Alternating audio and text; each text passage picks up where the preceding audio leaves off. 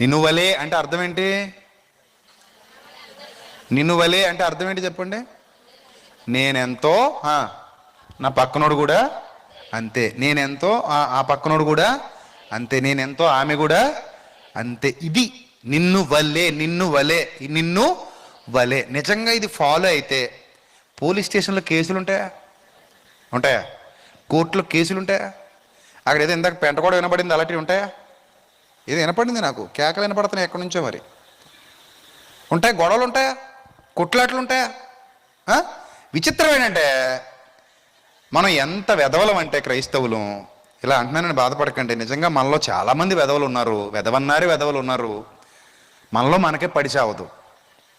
అంటే ఒకళ్ళు తప్పు చేస్తే గద్దించాడు వాక్యానుసారంగా, అది వేరు. అలా కాదు, మనలోనే కుళ్ళు, మనలోనే అసూయ, ఒక్కడిని చూసి ఒకడికి కడుపు మంట, ఒకడు బాగుంటే మరొకడు చూడలేడు.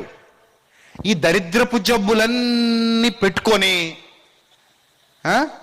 నువ్వుంటే చాలు నాకు యేసయ్యా, అన్ని దొంగ పాటలు, దొంగ మాటలు. బతుకులో ఒక్కటి ఉండదు. ఉంటుందా? ఉంటుంది కదా, బతుకులో ఉండదు. కానీ పాటల్లో యాక్టింగ్లు, బతుకులో యాక్టింగ్లు, మొత్తం యాక్టింగ్ మీద గడిపేస్తున్నాం జీవితాన్ని. రియాలిటీ లేదు.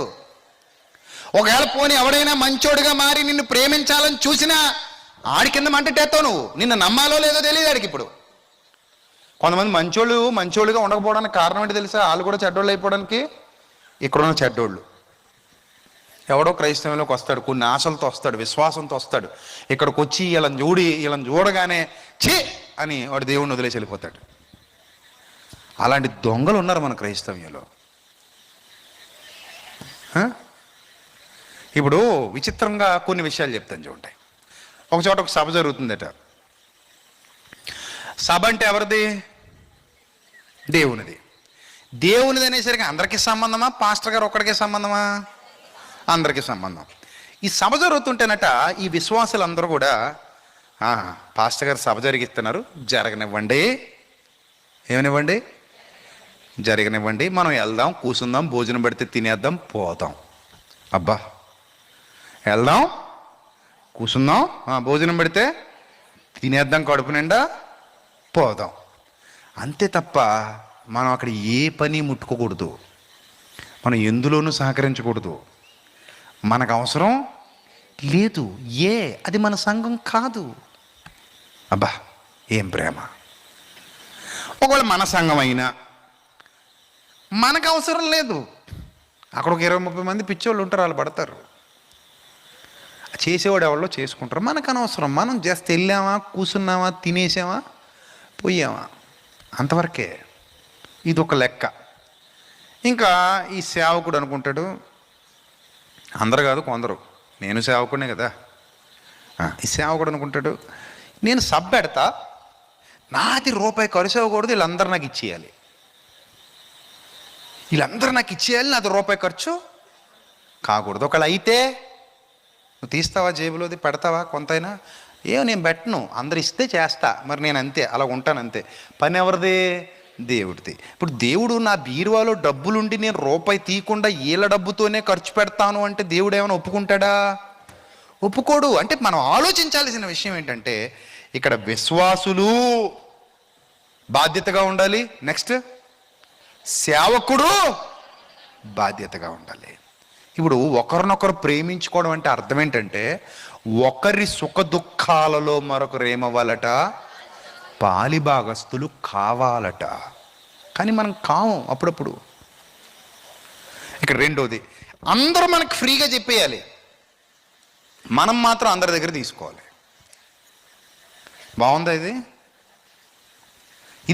ఇప్పుడు నా వరకు అందరూ ఫ్రీగా ఇచ్చేయాలి, నేను మాత్రం ఎవరికి ఇవ్వకూడదు, దాచేసుకోవాలి. ఇదే దౌర్భాగ్యపు స్వభావం. వర్క్ దేవుడిది అన్నప్పుడు అందరి పాలిభాగం ఉండాలా వద్దా? ఉండాలి కదా. రెండోది, మన సంఘమా కాదా? మన సంఘం అయితే వెళ్దాం, మన సంఘం కాకపోతే వెళ్ళొద్దు. నాకు హిందువులు చాలా విషయాల్లో నచ్చుతారు. ఎందుకో చెప్పనా? రాముడు గుడి ఉందనుకోండి, రామ్ భక్తులు అందరూ వెళ్తారు. ఒక ఊళ్ళో 2-3 రాముడి గుళ్ళు ఉన్నాయనుకోండి, ఆ రాముడి గుడికి ఈ రాముడి గుడికి ఏమైనా గొడవలు ఉంటాయా? ఉంటాయా? అస్సలు ఉండవు.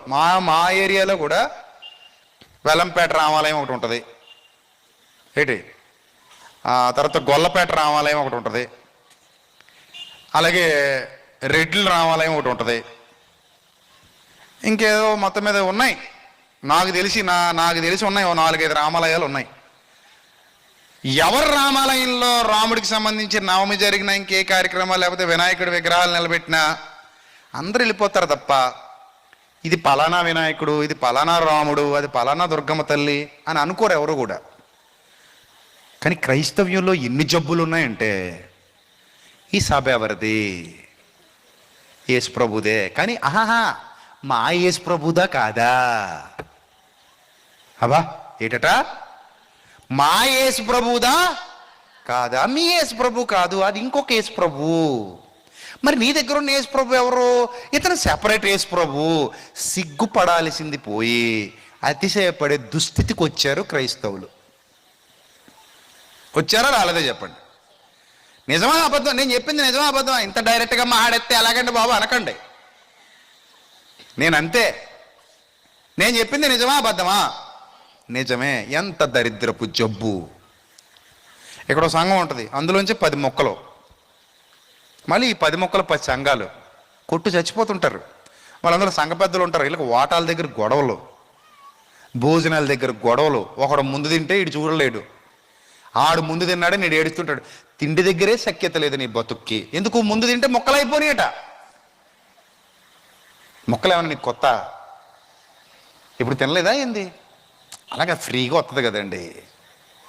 ఫ్రీగా వచ్చేటప్పుడు కొంచెం ఇంట్రెస్ట్ ఉంటుందండి అన్నట్టు.